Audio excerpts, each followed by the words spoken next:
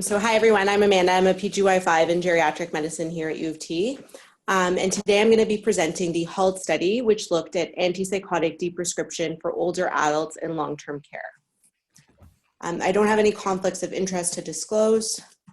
So just to give a very brief introduction, behavioral and psychological symptoms of dementia are extremely common and affect most people who have dementia at some point during their disease course. And 20 to 50% of people who are currently living in long-term care are prescribed an antipsychotic at some point in time. And as we know, antipsychotics are associated with a variety of extremely significant side effects that include cognitive decline, falls, hospitalizations, increased risk of stroke, and a small increased risk of death as well. So the study objective of the HALT study, which was published in the Journal of the American Medical Directors Association, was to achieve a reduction in inappropriate use of antipsychotic medication for at least 12 months without resulting in an increase in BPSD or the use of other substitute medications. In terms of the PICO framework, the population that was examined was people who were age 60 years or older, living in a long-term care home for more than 1 month, who had been on a regular antipsychotic for more than 3 months. The intervention involved a multi-component intervention that I'll describe shortly. There was no control group. There were baseline assessments done to account for the fact that there was no control group in the study. This was a longitudinal study. And the primary outcome that was examined was the use of antipsychotics at 12 months. The study was conducted over about a 2-year period in long-term care homes in Sydney, Australia. In terms of exclusion criteria, people who had a primary psychotic illness and who were on antipsychotics for that purpose were excluded, people who had a terminal illness were excluded, and people who had very severe BPSD at baseline, which was defined by a neuropsychiatric inventory score of more than 50, were also excluded from the study. And this was based on previous literature, which showed reemergence of BPSD in people with severe with withdrawal of antipsychotics and people with severe BPSD at baseline. So in terms of the study design, there were basically 2 main components. The first involved education of healthcare staff. And so each nursing home had a few designated champions who attended a seminar series to learn more about non-pharmacologic strategies to manage BPSD. And the purpose of that was so that they could kind of change the culture in the long-term care home. The GPs of the patients were offered educational sessions, reading material, and then an optional follow-up seminar, and they were basically given the equivalent of our CME credits. And pharmacists were also offered a continuing professional development module. And then in addition to the education piece, every patient had an individualized deprescribing protocol. And basically what that involved was a dose reduction of 50% of the antipsychotic dose every 2 weeks until the patient was on the minimum dose for 2 weeks, and then the antipsychotic was stopped. If people were on more than one antipsychotic was withdrawn at a time, with risperidone being the last to be withdrawn. And basically pharmacists developed, and if you look in the appendix of the article, there's an example of the individualized deprescribing protocol for when to stop each medication. And then interestingly, if needed to manage reemergence of BPSD symptoms, it was recommended to use a short-acting benzodiazepine. So research psychologists interviewed the study participants and the nursing home staff, and then calculated the scores on the nursing home version of the neuropsychiatric inventory. And then they assessed for both withdrawn behavior and cognition in the study. The cognition was assessed using the PASS-CIS, which is a tool that I don't believe is used much in Toronto, or the RUDAS for people with lower levels of education. So in terms of the results of the study, 58 nursing homes were approached to participate in the study, and 24 were ultimately recruited. In those 24 nursing homes, there were 149 patients who were consented to participate in the study. And then they did a pre-baseline assessment, basically 1 month before the intervention was started, to control for variations over time. And 139 patients completed the pre-baseline assessment. Some of that dropout was based on the GPs already starting to deprescribe antipsychotics before receiving the actual study protocol. 136 patients completed the baseline assessment, and then they did assessments at 3, 6, and 12 months. And as you can see, there were basically 93 patients who completed the full 12-month assessment period. Most of the dropout was based on patients dying during the study period. There were a few other patients who withdrew as well, and a few nursing homes who withdrew from the study as well. So of the original 149 patients, there were 93 who completed the full assessment period. In terms of the results of the study, 94.7% of patients had their antipsychotics deprescribed during the intervention. And actually, the deprescription only took an average of 27 days. And for that's 93, not 83 participants who completed the study. Regular antipsychotics were deprescribed in 69 out of 93 participants and were not restarted during the 12-month study period. PRN antipsychotic use was fairly infrequent. There was a slight increase in the use of PRN benzodiazepines. And in terms of the secondary outcomes that were examined, there was no significant change in behavior, social engagement, falls, or the rate of hospitalization. So this is a summary of some of the data from Table 1 in the article. If you look, basically it compares the non-completers of the study to the completers of the study, and the people who were deprescribed successfully to the people who were represcribed or not deprescribed. And so if you look at this, basically the majority of patients in the study were female. The people who were represcribed or not deprescribed were slightly more likely to be male. The mean age of the study was higher in the non-completers, which makes sense because we had talked earlier about how a lot of the non-completers passed away during the study period. Most of the patients have been in the facility for a number of years. They converted all of the antipsychotics to a daily dose of olanzapine.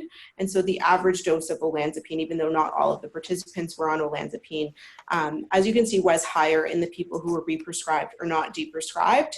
Most of the patients had actually been on antipsychotics for a number of years. And you can see that the neuropsychiatric inventory score was slightly higher. I don't believe it was statistically significant in the people who were represcribed or not deprescribed.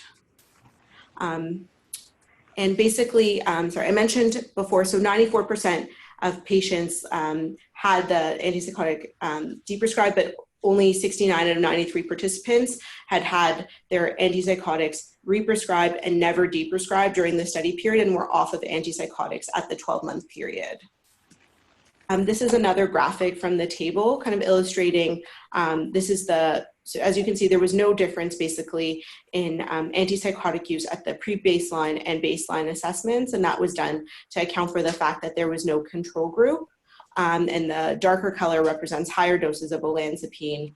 And you can see that at the 12-month period, there was a much larger percentage of the patients in the study who were not on antipsychotics at all.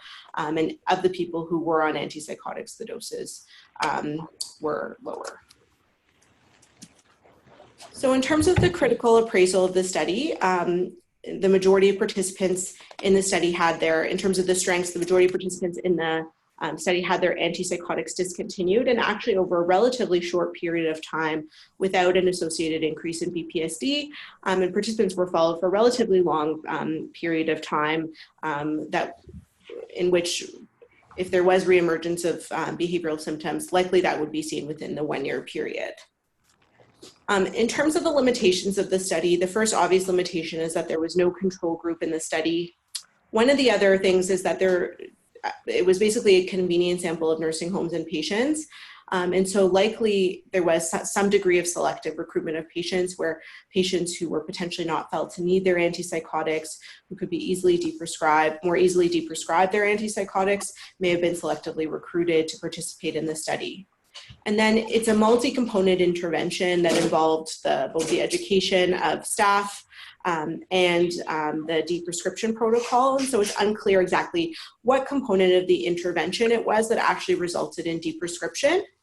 And it's also unclear if deprescription of antipsychotics and the ability to deprescribe them was related to the study design versus just progression of dementia, the study design where people were trained to use non-pharmacologic strategies to manage BPSD, or just the fact that the people in the study had progression of dementia. And as we know, a lot of the particularly like aggressive behaviors tend to decline over time as dementia progresses.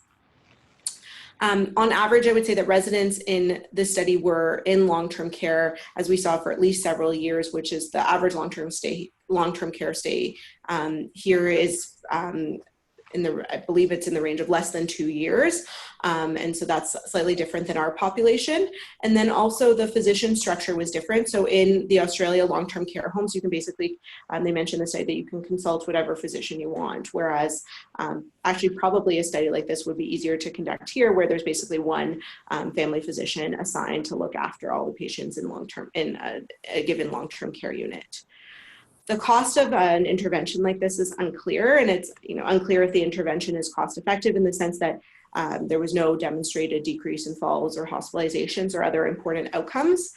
It's unclear if this intervention, which involved education of staff, affected the deprescription of antipsychotics of other residents who were not part of the study. It wasn't commented on in the study. And I think importantly, there was also an increase in the use of benzodiazepines, which, as we know, even short-term use of benzodiazepines is associated with a significantly increased risk of falls. And then, like I mentioned before, in spite of reduction in antipsychotic use, there was no change in some of the other outcomes that are particularly important for older patients, like falls and hospitalizations. So thank you so much for listening. I just wanted to thank Dr. Alibi for help with choosing the article, and Dr. Eric Wong for help for providing the slide template. And I'll be happy to take any questions or comments. Excellent, Amanda. Thanks so much. We do have 5 minutes for questions, so why don't we start with you in the room there at Baycrest? Yes, Amanda, thanks. Great presentation. I guess I have 2 questions. One is you talked about dropouts or withdrawals because of death. And of course, people living in long-term care, we know that their mortality is high. But I guess one question is, in the absence of a control group, did they comment at all about the possibility that death may have been a possible complicating feature of deprescribing? And the second question is, did they comment at all because of the new, the education that they did? Did they look at all in terms of new prescribing in those homes as to whether there may have been some carryover effect that there was less new prescription of antipsychotics? Yeah, so in terms of they didn't address the first piece as far in terms of whether or not the deaths were related to antipsychotic deprescription. So there was no comment on that. In the original protocol, they talk about ultimately trying to look at whether or not, like, on a whole, was there less antipsychotic use in the long-term care home? But that wasn't commented on in this study about whether or not the other patients were prescribed less antipsychotics. Thank you. At St. Mike's, any questions? I see a big group there.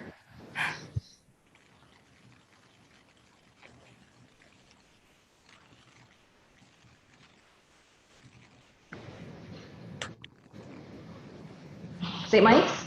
Oops, maybe you're on.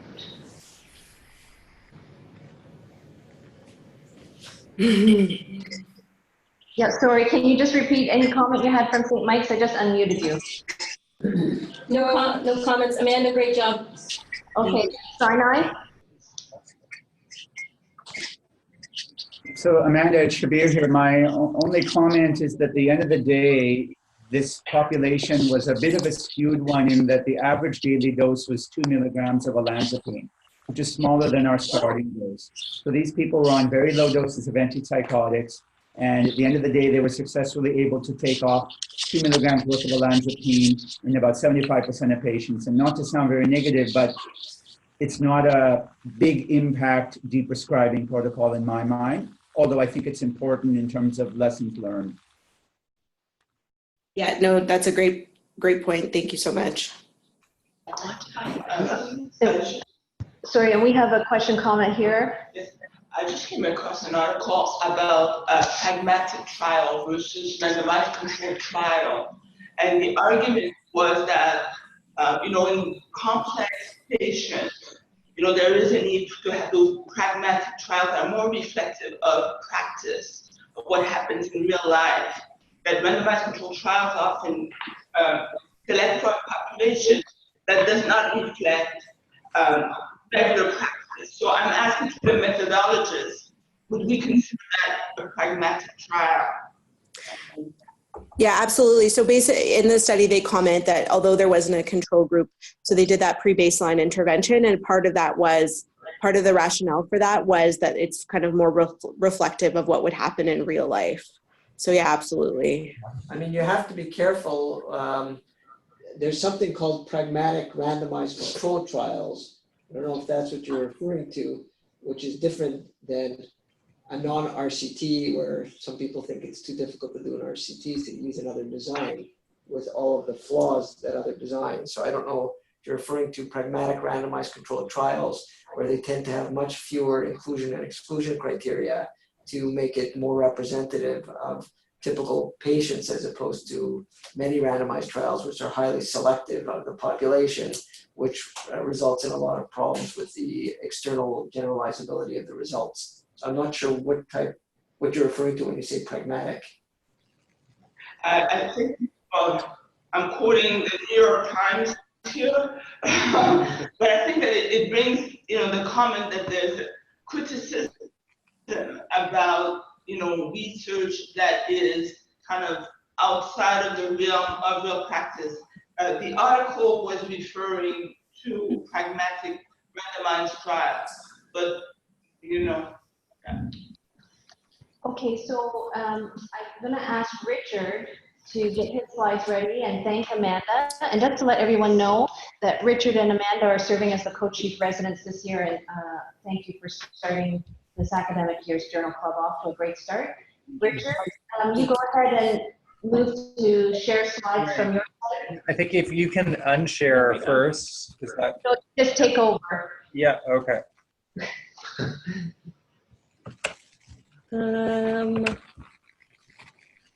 This is just like a very impressive setup. Yeah. So sorry, we're getting a message that says that we cannot share while another participant is sharing. Yeah. Trying to unshare. Yeah. I don't know what. Do you see the unshare button? Where's this? Back to meeting. Should we try that first? Maybe. Here. Stop share. Oh, maybe. Okay. There we go. Fantastic. Thank you, Amanda.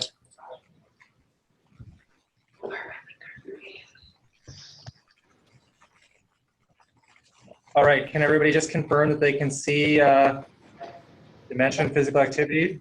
Yes, we see your slide and we see you, Richard. Fantastic. Okay. So thanks, everybody. So yeah, thank you for that kind introduction, Barb. I am one of the fifth-year residents here. I'm sorry I'm quite close to the screen, so I'll just move to share some of the rest of our fine-looking group here. And I'll be touching on the Dementia and Physical Activity trial today, which actually is an example of a pragmatic randomized control trial, which we'll touch on later in the talk. So thank you for that introduction, Dr. Norris and Dr. Nagley as well. There we go. Yeah, so I have no conflicts of interest to share with respect to this talk. And just to briefly outline what we'll be doing, we'll touch quickly on some background about exercise in dementia. We'll review the trial itself. We'll critically appraise it, and then there will be some time for questions at the end. So in terms of exercise and dementia risk, it's pretty uncontroversial that exercise is protective against the newly incident dementia, with one, and this is in cognitively normal people, with one large meta-analysis in 2011 finding a hazard ratio of 0.62 for those who participated in regular exercise. And as we'll review over the next couple of slides, there are multiple plausible mechanisms as to how exercise might exert this effect.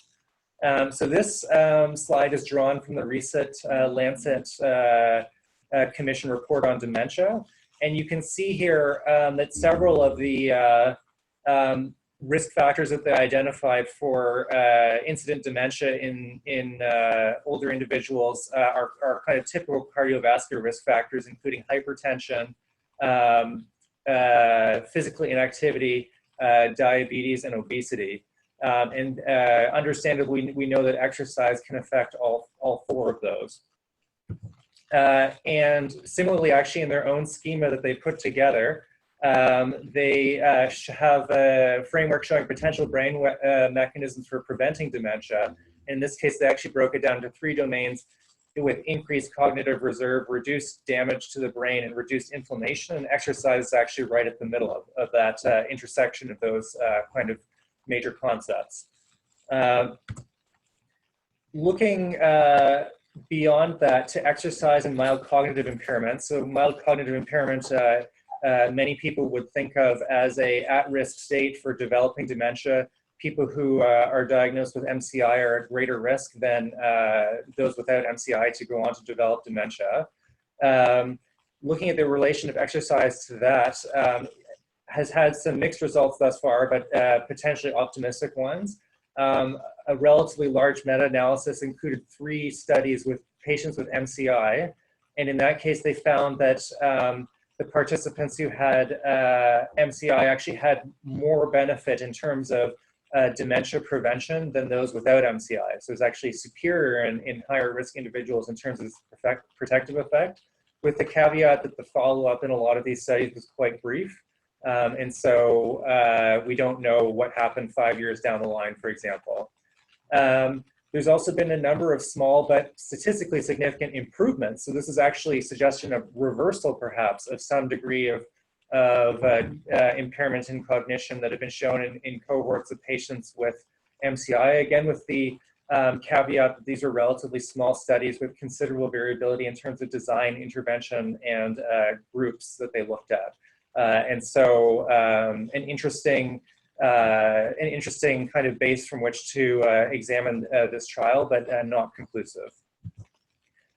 Exercise and dementia is another question. So this is people, rather than people with kind of the risk of developing dementia, people who have already been diagnosed with dementia.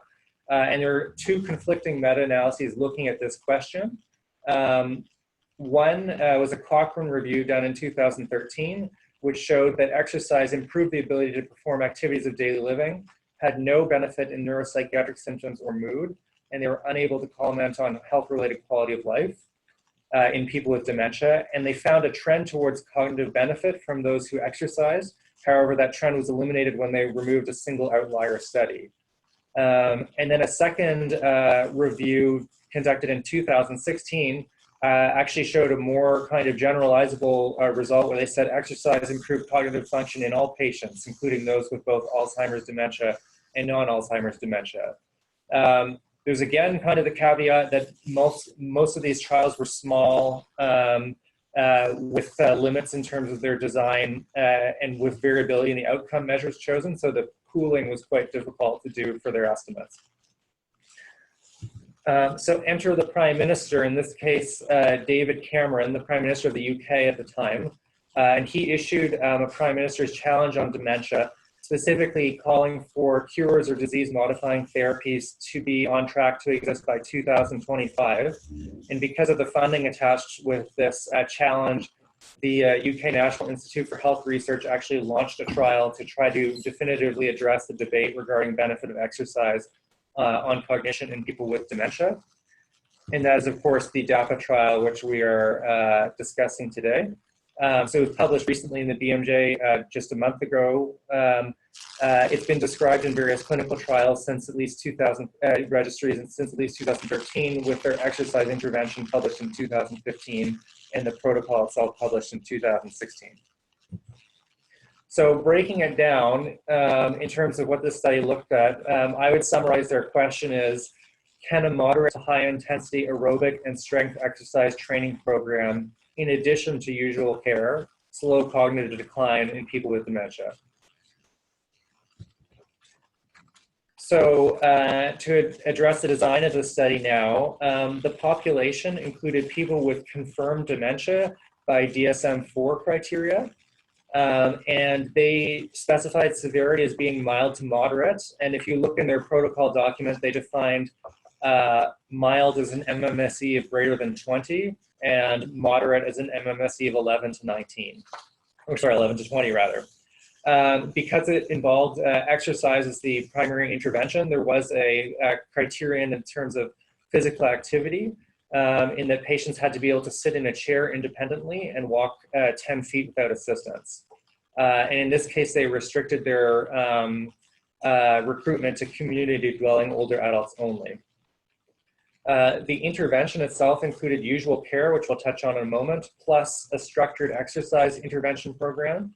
And in this case, the exercise program was actually designed and prescribed by a physiotherapist and was customized to each participant.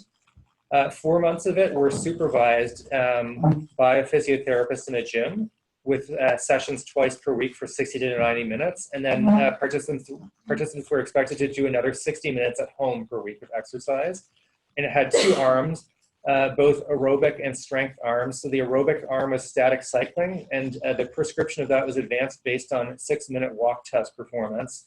And then the strength component used arm and or leg exercises using weights with a target number of repetitions. And they were free to advance these things. So if they were able to complete the number of repetitions, for example, they would increase the weight to try to keep them at that targeted amount over the time of the intervention. The second part of the intervention, the remaining 8 months of the 12-month follow-up, was actually home-based exercise. So this was unsupervised, but it was for a minimum of 150 minutes per week. Participants were free to do whatever they wanted in terms of exercise program, and up to 3 motivational phone interviews were allowed to encourage ongoing adherence and to touch base to see how their participation was. The control was usual care, and that they described as counseling being provided to caregivers and family, general clinical assessment, prescription of treatments including cholinesterase inhibitors, and brief but non-specific advice about physical activity, similar to what you might receive in a typical clinical visit. In terms of their primary outcome measure, they chose the ADAS-COG subscale, so that's the Alzheimer's Disease Assessment Scale cognitive subscale, reported at 12 months. And this is commonly used and familiar to people who look at, for example, trials of cholinesterase inhibitors. They also used a variety of, they also used a variety of secondary outcome measures, including measures of ADL independence, behavioral measures, quality of life, other cognitive outcomes, and adverse events, as well as caregiver outcomes. So this was a pragmatic randomized controlled trial in that they tried to, because this was actually meant to inform policy in the United Kingdom, they tried to draw patients from a variety of settings, including memory clinics, dementia registries, community dementia services, as well as primary care practices. And these were spread across 15 regions of England. And the structured interventions themselves were delivered in community gyms or NHS facilities. And then obviously the home-based thing, people were free to do what they wanted. The study design itself thus was a multi-center pragmatic investigator-masked RCT.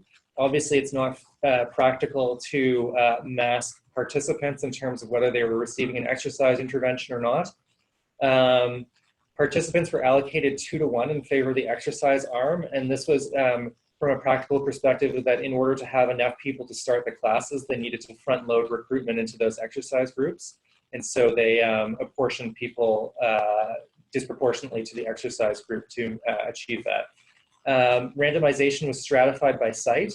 So in this case, they used an algorithm to balance the severity of dementia in each of the 15 regions that they looked at, with the idea to try to avoid any potential regional disparity in dementia severity, which might complicate the interpretation of their results. So they at each individual site, the experimental and control arms had equal dementia severity. This was structured as a superiority trial with the hypothesis that exercise would improve cognitive function. And they used a target between group difference of 2.45 points on the ADAS-Cog scale. And that was actually informed by previous trials of cholinesterase inhibitors, with the idea that an ADAS-Cog increase of 2 to 2.5 points is felt to be significant from a measurement perspective.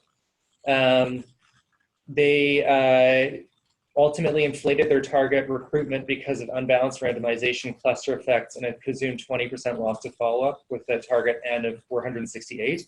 They actually recruited slightly more than that in practice because, again, they just wanted to fill out their exercise cohorts.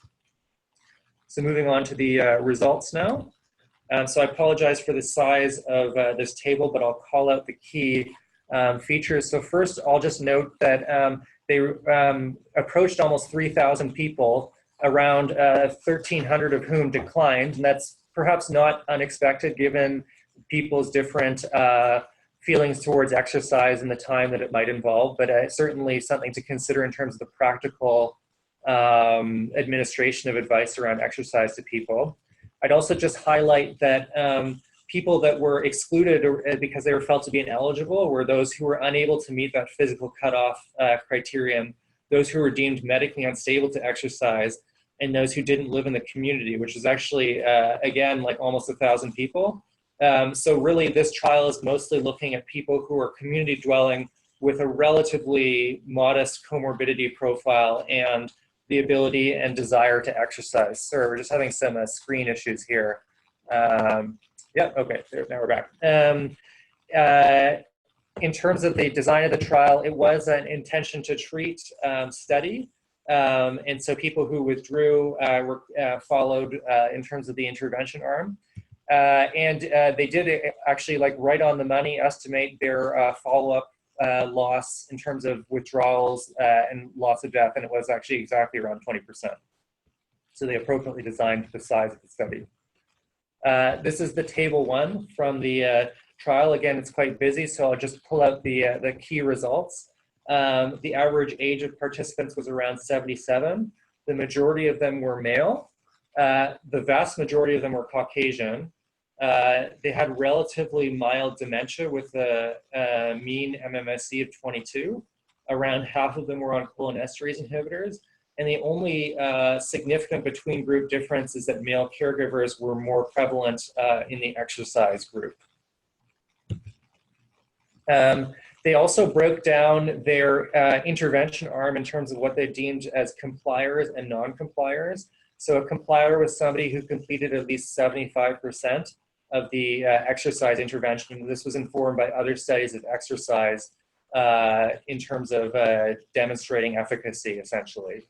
They did point out that females and those with mental illness were less likely to be adherent to the intervention.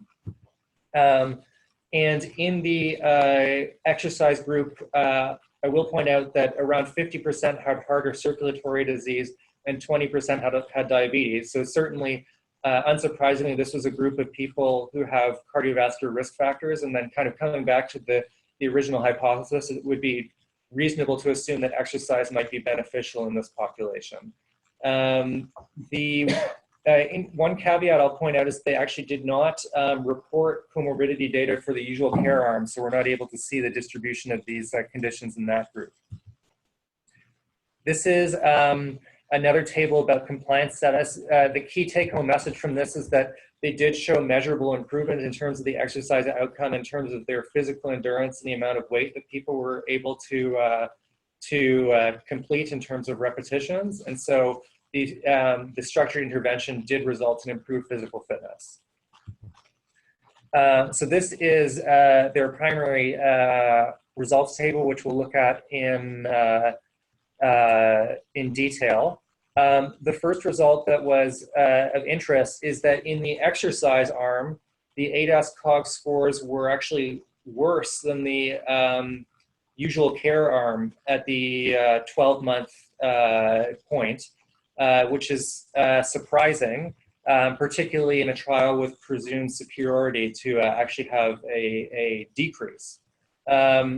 So the authors looked at multiple sensitivity analyses, trying to trial different imputation methods for missing values in their ADAS-COG data to see whether there was a some kind of statistical effect being mediated on this, and the effect persisted regardless of the imputation method that they used. They also did subgroup analyses trying to tease out whether degree or type of dementia, the participant sex, or mobility limitations of participants somehow mediated effect on the cognitive subscale score, and they were not able to find any effect in terms of reversing the finding. And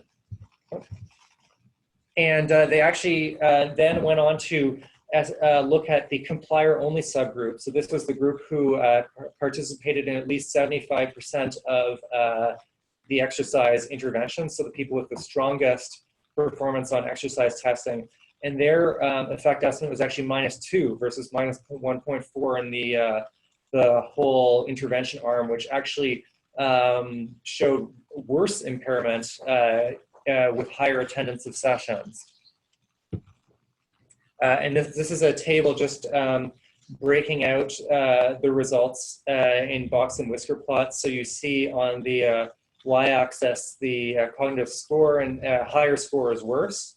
And on the x-axis you have the follow-up points. And then you can see on the right at the 12-month point that the median results of the exercise group, which is white, is higher than the usual care group. And there is a longer tail and more dispersion. The other thing, they obviously had a number of secondary outcomes that they followed, and none of those were significant in terms of differences between the two groups.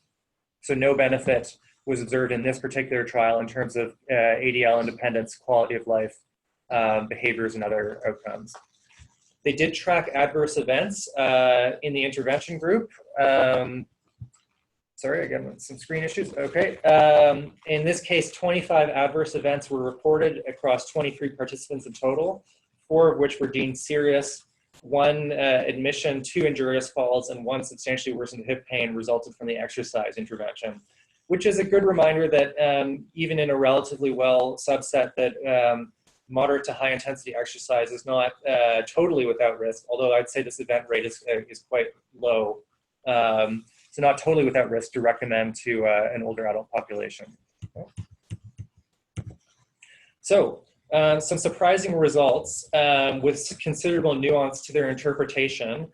What will my patients hear about this result? Unsurprisingly, there was some media take-up of this study because the result was unexpected. The Guardian had a relatively nuanced summary here where they said exercise does not halt dementia decline. Study concludes keeping active helps prevent the onset of dementia, but once the disease has taken hold, working out more does nothing to slow its progress, which is relatively balanced. Although I'll note that the copy editor that named the article actually just said rigorous exercise makes dementia worse, which is a different message than perhaps we'd be looking to share. Another article just went right for the jugular, and it said physical exercise may worsen dementia. A surprising study says people with dementia should avoid intense physical activities, which is not necessarily what I would draw from this study. I don't think it was, you can really kind of convey that this single structured intervention means that people should avoid kind of all physical activity. But unfortunately, that was how it was framed. So we'll break this down in a more careful fashion and see what we can discover. Here, we'll just use the EBM tools available at the link shown at the bottom. So obviously this trial was randomized and it had a concealed randomization as part of its design. The groups were mostly similar at the start of therapy. The one distinction is that male caregivers were more common in the intervention arm. Could that somehow have mediated effect? I'm not sure. It's an interesting thing to think about. I'm not aware of any data about that. The comorbidity profile was not reported for the usual care group, and so we're not able to draw a comparison between them to see whether there were perhaps differences in the prevalence of cardiovascular disease. Follow-up, I would say, was generally sufficient. 12 months is deemed to be a reasonable follow-up, for example, in trials of other interventions looking at cognition, and certainly there are usually measurable effects in terms of change in cognition with respect to dementia over that time. The one caveat I would say is that the majority of their exercise-related measurements were actually conducted only during the initial 4-month period of the structured intervention, so we don't really know what people were up to in the remaining 8 months of the trial. And so there might have been differences in terms of the dose or what was received than we're kind of inferring from what we see in the initial part of the reporting. It was analyzed with intention to treat. Blinding was obviously practically an issue in terms of participants. The investigators actually described quite heroic measures to prevent their own unblinding. However, they did say that by the end of the trial that they were able to identify the assignment of 26% of participants, which is a relatively large number of people being unblinded. In terms of whether the groups were treated equally apart from treatment, I would say, as far as we know, yes, although again with the caveat that we don't really know what happened to the usual care group. I'd also point out that we can't really rule out a Hawthorne effect here, especially in the usual care group, and that people may behave differently if they know that they're being observed. And so we don't know what people did in the usual care arm once they told that they were being followed in a trial looking at exercise in dementia. So it's possible that that mediated an unexpected effect. In terms of the magnitude of the treatment effect, again, I would say the cutoff that's been decided before in terms of clinical relevance is 2 to 3 points. So it's unclear if the result was described here, which was minus 1.4 to 2, is significant, particularly on an individual level. It's statistically significant. Also, this was technically structured as a superiority trial, so this is an unexpected result, and obviously the original hypothesis was that exercise would be superior, whereas in this case there's the suggestion at least that perhaps it was not. In terms of the precision of the estimates, I would say that the 8S-COG subscale is an accepted measure for cognition, and their results were persistent across multiple sensitivity analyses, and so were relatively robust. I would say these results are generally relevant for our patients, and that this is a pragmatic trial delivered across a variety of settings. So long as you keep in mind that this was community-dwelling individuals with mild to moderate dementia who are able to exercise, which is only a subset of the patients that I would say that we see in, for example, clinic. The treatment is, I would argue, relatively feasible. However, I'd also point out that only 35% were actually unable to meet the compliance target for exercise, and I'd say that's probably reflects a practical upper limit in people, even those who are motivated to exercise. This was in a structured trial with a lot of support, and realistically in a clinic setting, it's unlikely they would have that same degree of supervision. And so this is probably about as good as it's going to get, I think, from a practical perspective.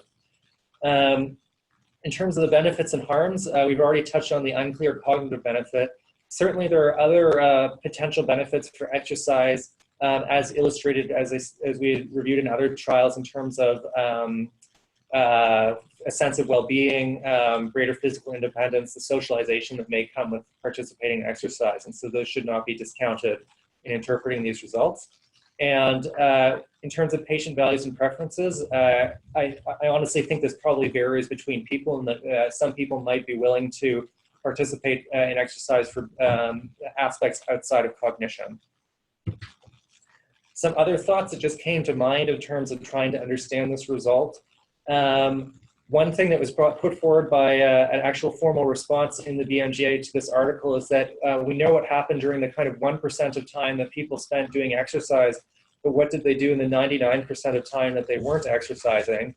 And it's possible that they adopted compensatory behaviors that were somehow harmful to their cognition during that time. For example, avoiding activities because of fatigue from exercise. I also found it interesting that in this case, they actually showed no benefit in ADL function despite showing demonstrable improvement in terms of physical performance with exercise, which is a bit surprising given the results we outlined at the beginning of the talk, where ADL function has previously been shown to be improved by exercise programs. And we already touched on the kind of practical aspects of the exercise program. Like I said, this is probably a practical upper limit. We don't know what happened to the exercise participation outside of the structured component. Some commenters have previously suggested that longer but less vigorous exercise may be how exercise mediates effect, particularly in mild cognitive impairment, whereas this was a trial of moderate to intense exercise administered over a relatively short period. I would say the caveat that there's a possible dose-response relationship, and that we did see that the strongest, actually in this case, kind of potentially negative response is actually seen with higher doses of exercise in the complier group. And, you know, I would point out that obviously we want to kind of pick apart this trial, but if it had been a positive 2.0 result in the score, we'd all be very excited, whereas this is a minus 2.0, and we have to be careful about how we frame our thinking. Other thoughts are that we really don't know how a vulnerable brain responds to exercise. It's perhaps too late for exercise to mediate its effects, and in some ways this study opens more questions about how that's done. We also don't know about people's earlier life exercise habits. The strongest evidence for the benefit of exercise is actually for that's begun in midlife or earlier, so people who began exercise in their 40s and 50s. And this was not characterized in study participants, and so it's potentially a difference between participants that was unmeasured. As just to reiterate, of course, the benefits of exercise go beyond cognition, although I will point out that actually in this study, in the measures that they used, they were not actually able to capture that result. So to conclude, I would say unequivocally that exercise is beneficial in reducing the risk of developing dementia. The DAPA trial is a rigorously performed multi-center RCT. From the results, moderate to high intensity aerobic and strength exercise failed to slow cognitive decline in people with mild to moderate dementia who were able to exercise, and might have even potentially mediated a mild worsening effect, although this was structured as a superiority trial. We should keep in mind that exercise may have benefits beyond cognition for individual patients, and more research is needed to understand how exercise mediates its effect on cognition. And with that, I will open the floor to questions. Very good. Thank you very much.